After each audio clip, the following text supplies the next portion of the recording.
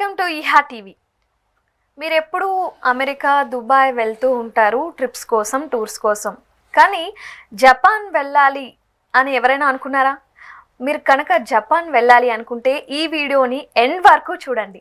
ఎందుకంటే మనం జపాన్ గురించి, అక్కడ మనం చూడవలసిన ప్రదేశాల గురించి, అక్కడున్న అట్రాక్షన్స్ గురించి మన RB tours and travels private limited chairman RB Ramana గారు మనతో మొత్తం డీటెయిల్డ్గా చెప్తారు. సో ఆయనతో అయితే ఇప్పుడు మాట్లాడదాం.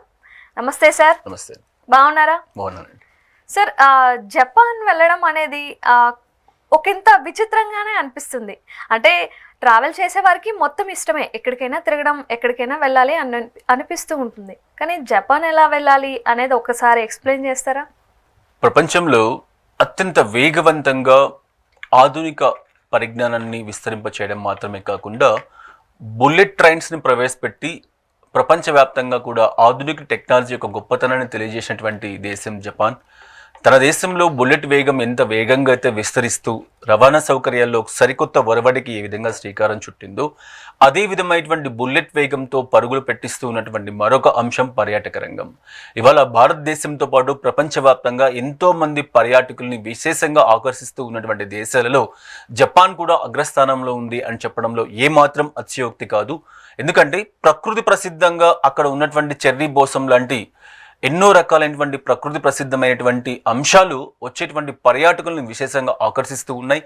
మార్చ్, ఏప్రిల్ మాసంలో నేచురల్గా వచ్చేటువంటి ఆ చెర్రీ ఫ్లవర్స్ అన్నింటినీ కూడా చూడడానికి జపాన్ వ్యాప్తంగా కూడా లక్షలాది మంది పర్యాటకులు ప్రపంచవ్యాప్తంగా జపాన్కి రావడం అనేది మనం చూస్తూ ఉన్నాం.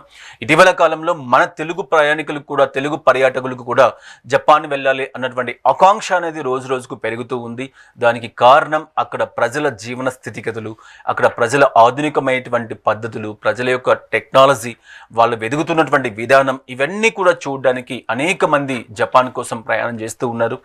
ఇటీవల కాలంలో ఇండియన్ రెస్టారెంట్స్ కూడా అక్కడ చాలా వరకు విస్తరిస్తూ జపాన్లో ప్రముఖమైనటువంటి నగరాలైనటువంటి టోక్యో, హిరోషిమా, నాగసాకి ఇలా అన్ని ప్రదేశాలకు సంబంధించి ప్రత్యేకమైనటువంటి పర్యాటకు సంబంధించినటువంటి ఏర్పాట్లని మన సంస్థ కూడా ఆర్వీ టూర్స్ అండ్ ట్రావెల్స్ సంస్థ కూడా ఏర్పాటు చేస్తూ ఉంది.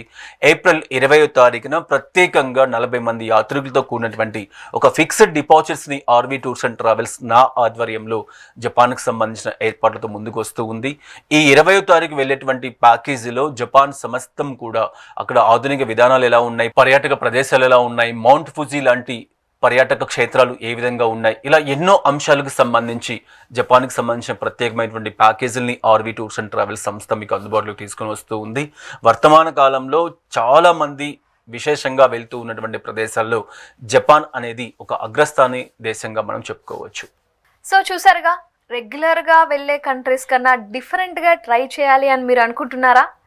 అయితే జపాన్ టూర్ ఆర్వీ ట్రావెల్స్ ద్వారా ట్రై చేయండి. మీరు స్క్రీన్ మీద కనిపిస్తున్న నెంబర్కి కాల్ చేయండి. Thank you so much.